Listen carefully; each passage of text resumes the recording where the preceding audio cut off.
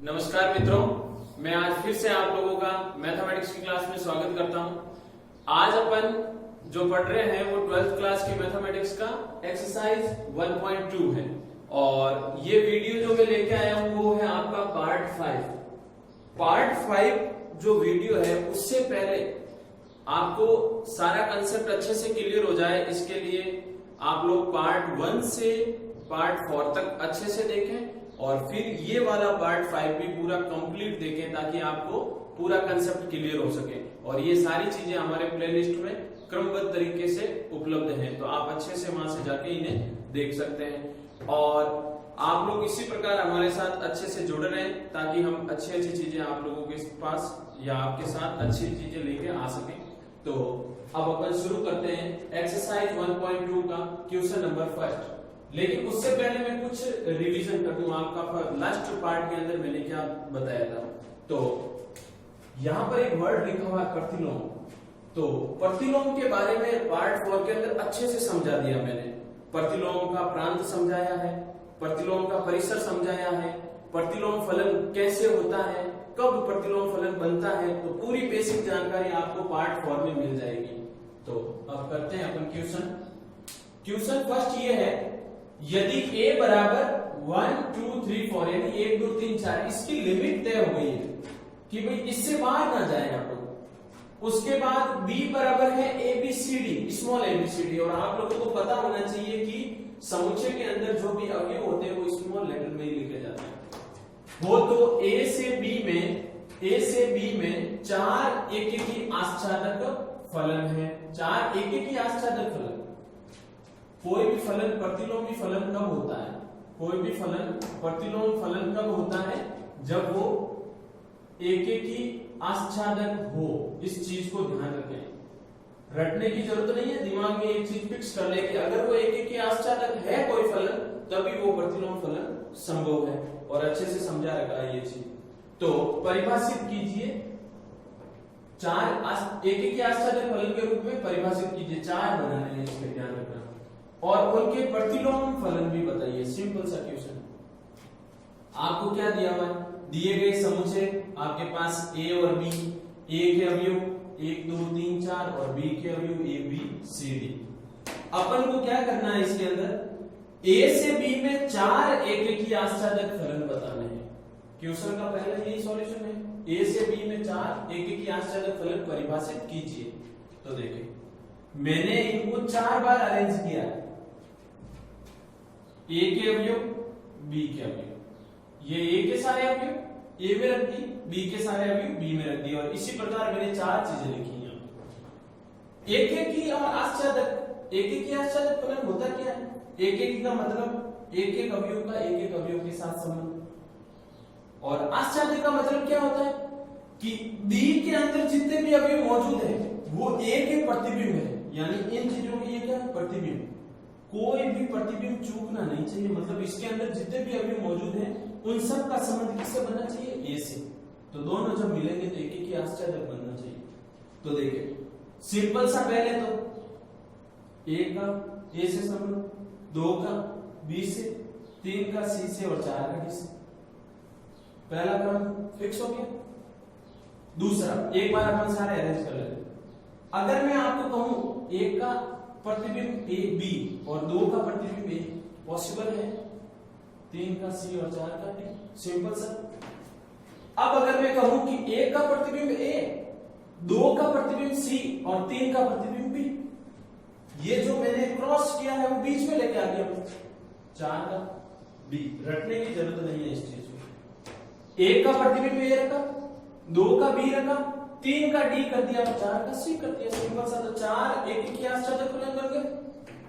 पहला फलन मैंने लिख दिया 1 a, 2 b, 3 c और 4 d।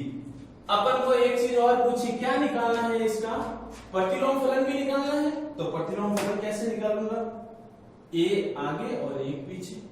a 1, b 2, c 3 and d 4। Simple सा क्या हो गया? प्रतिलोमी फलन। इसको भी लिख दिया मैंने a b, क्योंकि a का प्रतिबिंब b, 2 का प्रतिबिंब A, 3 का C और 4 का D। इसका भी अपन क्या कर देंगे प्रतिलोम, तो B, A, A, 2, C, 3 and D, 4। तो बिल्कुल इजी वे में अपन प्रतिलोम निकाल सकते हैं। ये 2 प्रतिलोम आप स्वयं निकालें ताकि आप लोगों के अच्छे से क्लियर हो सके कंसेप्ट। अब अपन चलते हैं नेक्स्ट क्वेश्चन की ओर। नेक्स्ट क्वेश्चन में देखिए क्या है। क्वेश्चन सेकंड ये है, यदि फलन f r से r, और अपन ने लास्ट जो सारे वीडियो में बात की है, r क्या है, वास्तविक संख्याओं का समुच्चय, जहां फलन fx क्या है, x³ - 3 हो, तो सिद्ध कीजिए कि f इनवर्स विद्यमान होगा। सिद्ध करना है यहाँ पे कि क्या इस फलन f का f इनवर्स संभव है। कोई भी फलन उसका प्रतिलोमी फलन निकालना है तो पहले क्या चीज सिद्ध करते हैं अपन सिद्ध करेंगे कि दिया गया फलन एककी आश्चादक है या नहीं। तो दिया गया, यहां तक की क्वेश्चन पढ़ रहा हूं मैं, आगे वाला क्वेश्चन बाद में पढ़ेंगे, पहले अपन f इनवर्स याद करेंगे। तो यदि फलन f r से r, जहां r वास्तविक संख्याओं का समुच्चय, fx की वैल्यू क्या दी हुई है, fx की वैल्यू दी हुई है x³ - 3। अब मैं निकाल रहा हूं क्या ये इसका प्रतिलोम विद्यमान होगा। तो प्रतिलोम निकालने से पहले क्या सिद्ध करना पड़ता है, प्रतिलोम फलन कब होता है, जब एककी आश्चादक होता है। तो मैं पहले एककी निकालूंगा, फिर मैं क्या निकालूंगा, आश्चादक, और जब दोनों मिक्स होंगे तो एककी आश्चादक हो जाएगा। तो एककी फलन कब पॉसिबल है, मैंने माना है ये जो r है ये a, b दोनों r से बिलोंग करते हैं। आपको एककी फलन की एक कंडीशन लिख देता हूं मैं यहाँ पे।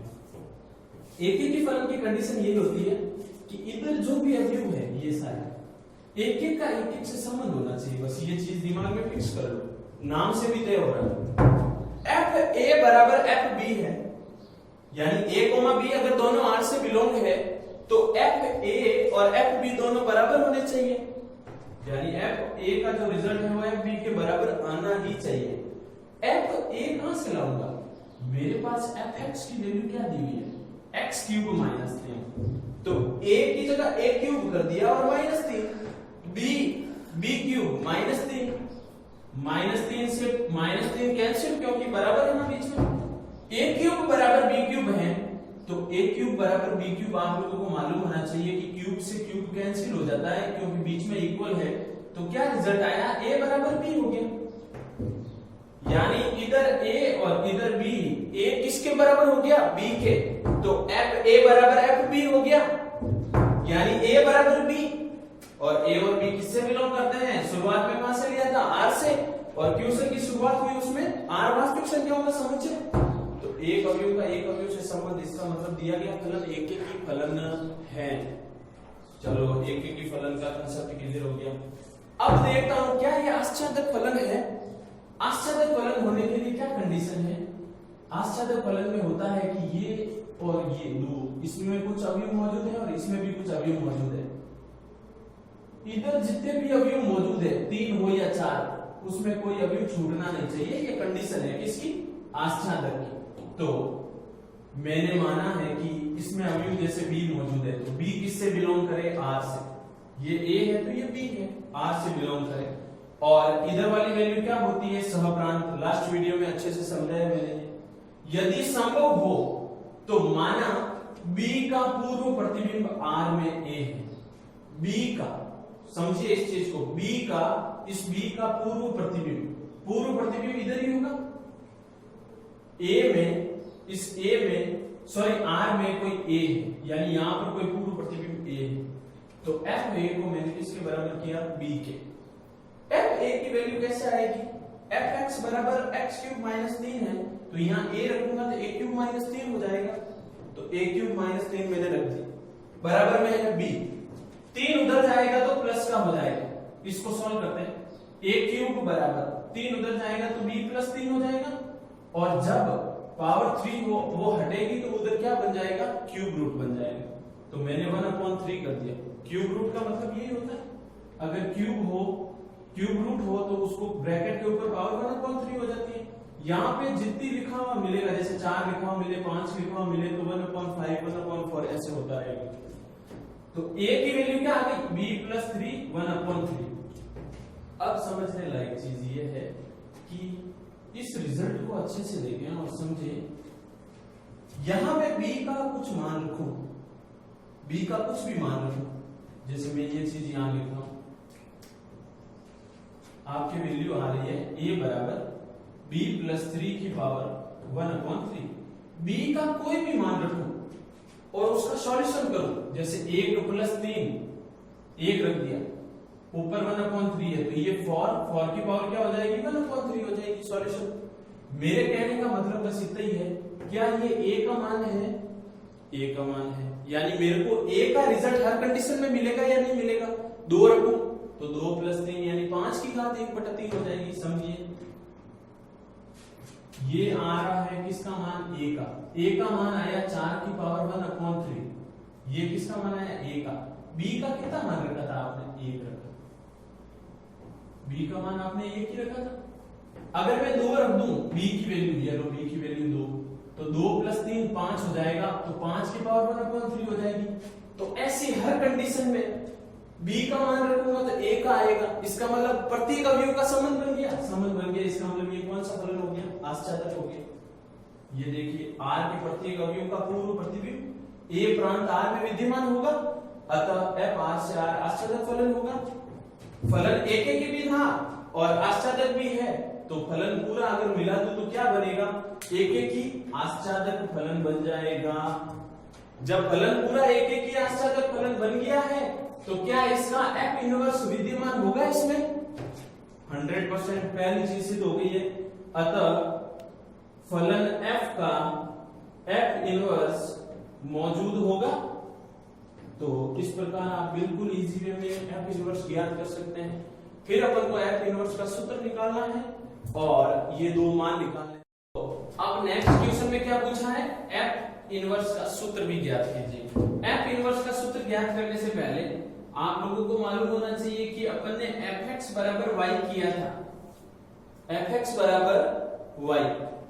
तो इस चीज को अपन ने इनवर्स वाले कंसेप्ट में कैसे लिखा था, f उधर जाते ही f इनवर्स y बना था, f उधर गया तो f इनवर्स y हो गया और x बराबर में रहा था।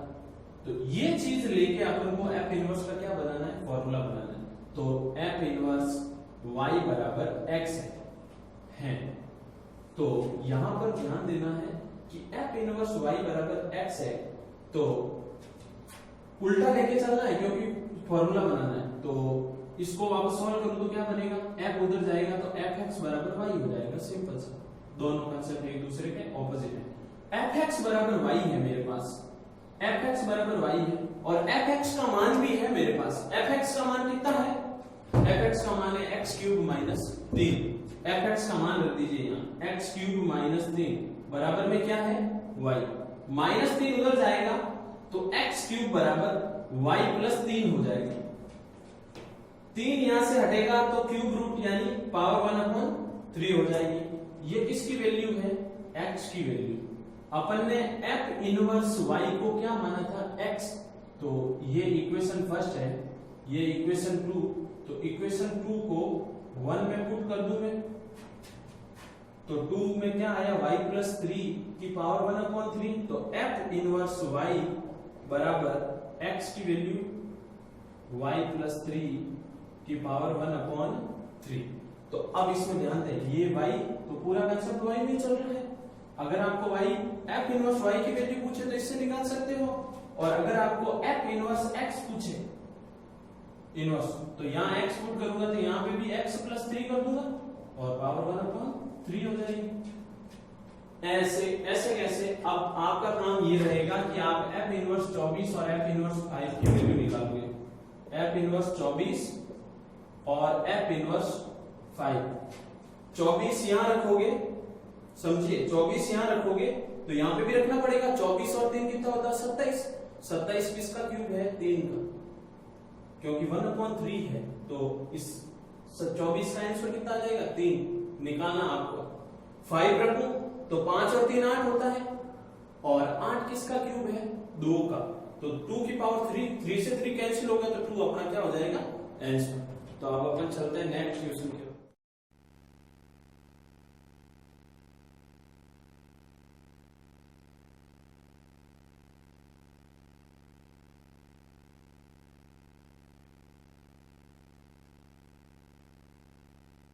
सॉल्व करके उनके आंसर आप बॉक्स के अंदर हैं, या फिर आप उसे अच्छे से समझ के क्लियर, ताकि आप उसे क्लियर कर सके।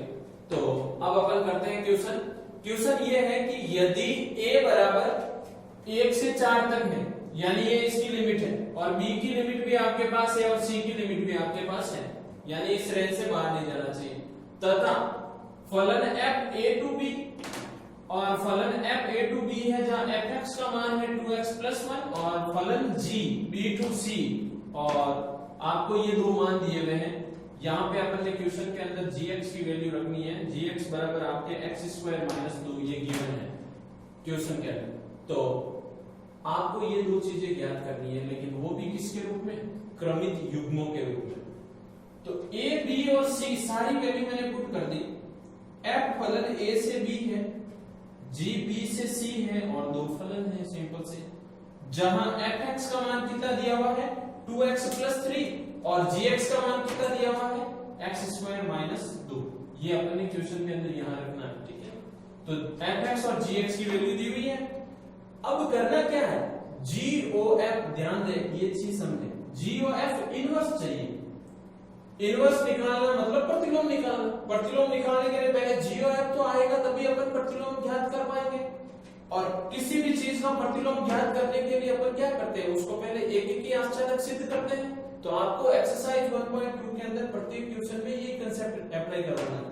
तो GOF ये ना, इन दो को नोटिस करें, f फलन a से b और g b टू c, अगर इन दोनों को मिश्रित कर दूं, संयुक्त फलन मैंने समझाया था, तो GOF कैसे आएगा a to c, GOF a to c। अब अपन करते हैं GOF x की वैल्यू निकालते हैं। तो GOF x की वैल्यू निकालने के लिए g बाहर रहेगा और fx ब्रैकेट के अंदर। fx की वैल्यू कितनी है 2x + 1, 2x + 1 पुट कर दिया, g और fx का मान रखने के बाद में इस g के लिए x ये पूरा बन गया। gx की वैल्यू अपने पास क्या है x² - 2, क्योंकि gx जहां मिलेगा वहां x² - 2 रखूंगा। x पूरा क्या है 2x + 1 है, तो x² करना है, यानी इस पूरे का क्या करना है स्क्वायर, और -2 का -2। तो ये हो गया आपके यहाँ पे a + b का होल स्क्वायर। क्या होता है a² + b² + 2ab। तो यहाँ पे अप्लाई करते हैं 2x यानी 4x², a², 1 का स्क्वायर यानी 1 ही होता है, और 2ab, तो 2 × 2 4x, 4x हो गया, माइनस का 2 है ही है, 4x² 4x² 4x 4x और 2 और 1, तो -1 बचेगा। ये किसकी वैल्यू आई GOF की वैल्यू आई। अब मैंने आपको कहा था पहले इसको एक आश्चर्यक सिद्ध करें, तो अपन क्या करेंगे GOF अपने पास वैल्यू है, a वाला जो भी मान है वो पुट करता हूं, 1 2 3 4, तो वैल्यू पुट करते हैं GOF की वैल्यू क्या है 4x² + 1 -1। अभी अपन ने निकाली है, 1 रखा, 2 रखा, 3 रखा और 4 रखा। मैंने सब वैल्यू रख के कैलकुलेशन की है। तो देखो x की जगह क्या रखा 1, तो 1 का स्क्वायर, इस x की जगह 1 और -1, तो 4 × 1 का स्क्वायर 4 ही होता है, 4 × 1 क्या होता है 4 -1, 4 और 4 कितने हो गए 8, 8 में से 1 कितना बचेगा 7। एक बार अपन केवल वैल्यू निकाला, 2 रखने पर रिजल्ट क्या आया 23, 3 रखा तो रिजल्ट के रूप में क्या आया मेरे पास 47, 4 रखने पर क्या आया 79। अब एक चीज समझिए, यहां पर a के मान ये है 1 2 3 4, और c की वैल्यू क्या है 7 23 47 और 49। जब फलन a टू c हो यानी संयुक्त फलन, ये GOF का जो संयुक्त फलन है वो कहां से कहां तक है, GOF का फलन a टू c पर है।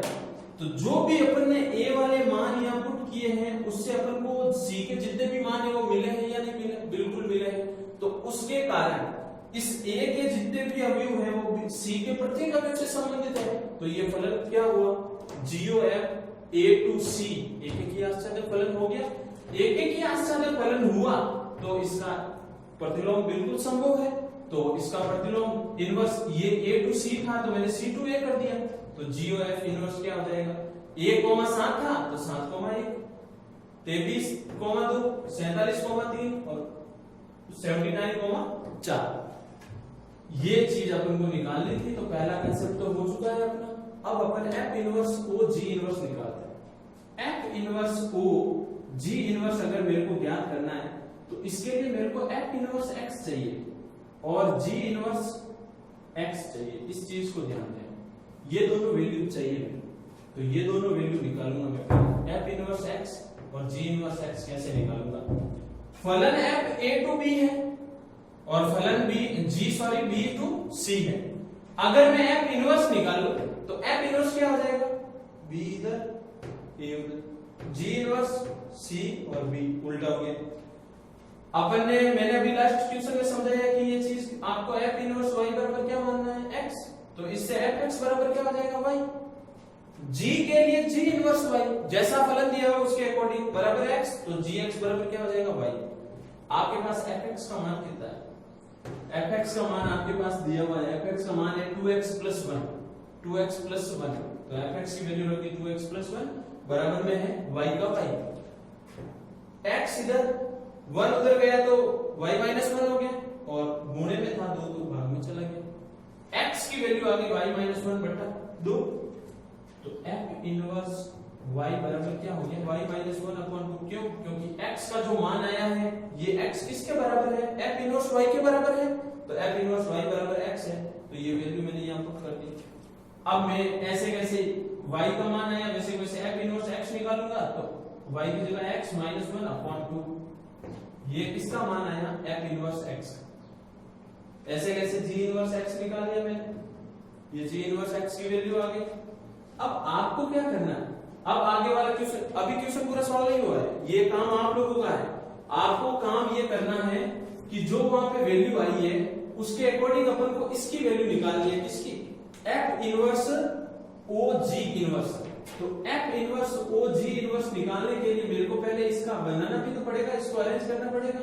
तो ये रहा C2A, C2A है, ये चीज मैं आपको ज्ञात करके दे देता हूं। F inverse o g inverse C2A, तो मेरे को F inverse o g inverse x निकालना है। तो एफ इनवर्स बाहर रहेगा, जी इनवर्स एक्स ब्रैकेट में। जी इनवर्स एक्स की वैल्यू कितनी आई? सबसे उधर लिखा हुआ है रूट एक्स प्लस 2, ये लिखा हुआ है रूट एक्स प्लस 2, तो वैल्यू यहां पुट करते हैं f inverse root x plus 2। ये वैल्यू पुट करने के बाद में अपन को इंपॉर्टेंट चीज ये है कि आपके पास एफ, चूंकि एफ इनवर्स एक्स अपने पास क्या है? एफ इनवर्स एक्स अपने पास है x माइनस 1 अपॉन 2, तो ये x माइनस 1 अपॉन 2 वैल्यू ये रखनी है आप लोगों को, तो वैल्यू रखते हैं। एफ इनवर्स प्रेजेंट में x का काम ये कर रहा है, जबकि एफ इनवर्स x होता क्या है? x माइनस 1 अपॉन 2, तो जहां x है वहां रूट x प्लस 2 लिख दीजिए, तो root x plus 2 minus 1 upon 2, ये किसका मान आया? F inverse o g inverse x की वैल्यू आपके पास आ गई। ये मान कहां से कहां तक था? सी से ए तक था, तो कुछ नहीं करना है। सी का मान ये रहा, ए का मान ये रहा, ये सारी वैल्यू यहां रखनी है। एक्स की वैल्यू एक बार क्या रखूंगा? 7, अभी किया मैंने ये सारा काम उसके अकॉर्डिंग। यहाँ एक 7 रखूंगा, फिर 23 रखूंगा, फिर 47 रखूंगा, फिर 49 वैल्यू ये आनी चाहिए, तो वो भी एक ही आश्चर्य हो जाएगा और फिर अपन ये रिजल्ट क्रमित युग्म के रूप में ज्ञात कर लेंगे। तो अब अपन चलते हैं नेक्स्ट, कुछ एक आपको क्वेश्चन देता हूं मैं जो आपको सॉल्व करना है। तो आप लोगों को ये सारा कंसेप्ट समझने के बाद में इसको ये सॉल्व करना है इस क्वेश्चन को, और उसके बाद आपको एक्सरसाइज 1.2 के ये क्वेश्चन सॉल्व करने हैं, 3, 5, 6 और 7 ये वाले क्वेश्चन। और जितना भी मैंने आज इस वीडियो के अंदर बताया है उसके बेस पे अगर आप पूरा इस वीडियो को पूरा देखें और अच्छे से समझें, और अगर आपको नहीं समझ में आए तो इस वीडियो को 2 बार 3 बार देखें ताकि पूरा कंसेप्ट क्लियर हो जाए, और उसके बाद आप लोग एक्सरसाइज के ये क्वेश्चन सॉल्व कर पाए। और साथ में आप लोगों को पीडीएफ के रूप में नोट्स अवेलेबल करवा रहे हैं हम डिस्क्रिप्शन बॉक्स में, तो वहां से इसका सॉल्यूशन देख सकते हैं। और फिर भी फाइनली नहीं समझ में आए तो आप कमेंट बॉक्स में कमेंट करके हमें बताएं ताकि हम आपकी प्रॉब्लम को सॉल्व कर सकें। धन्यवाद।